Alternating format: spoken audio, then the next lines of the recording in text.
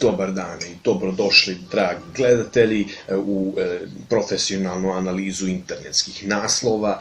Danas smo izabrali 3 internetska naslova koji su jako relevantni i trenutno od izrazite bitnosti za našu svakodnevnicu i time su zaradili svoje mjesto u javnom fokusu. Prema tome krenimo.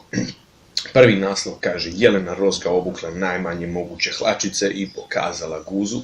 Evo ovdje imamo klasičan primjer izvrsnog novinarstva. Slika članka taktički je izrezana taman iznad Jelenine guze. Stoga kako bismo mi vidjeli Jeleninu ispadnutu guzu, moramo kliknuti na poveznicu, pogledati cijelu sliku i pročitati jedan jako zanimljiv esej na temu kako ispadanje Jelenine guze utječe na društveno-političke prilike u regiji, izbjegličku krizu u Europi te ekonomsku situaciju u Agrokoru. Drugi članak kaže: ekskluzivno, Maja Šuput zna kako uživati.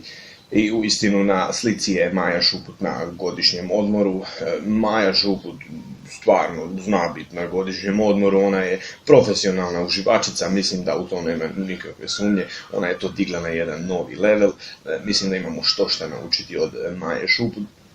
Čak ako se ne varam, trenutno se vodi rasprava oko toga da Maja Šuput planira pokrenuti promjenu u hrvatskom školstvu, te da će se u nadolazećoj kurikularnoj reformi u školi uvesti obavezan predmet uživanje. Treći naslov tiče se naravno Severine. Prava misterija, kako se Severina uvukla u ove farmerke. Na dotično pitanje stvorile su se već 3 škole mišljenja, dok jedni tvrde kako je Seve u farmerke jedino mogla ući tako da je uvlačila jednu po jednu nogu.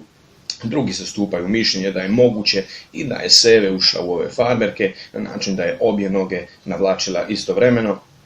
Time bi morala se na neki način osloniti na svoju ispadnutu guzu, prebaciti tako cijelu tjelesnu težinu na ispadnutu guzu i osloboditi noge od uloge držanja tijela u uspravnom položaju. Treća škola mišljenja je ona mističko-iluzionistička, koja smatra kako u stvari Seve nije nikada niti izašla iz farmerki, već su one oduvijek bile tu, a sve ostalo je iluzija. Ja sam Tomislav Primorac i do iduće epizode.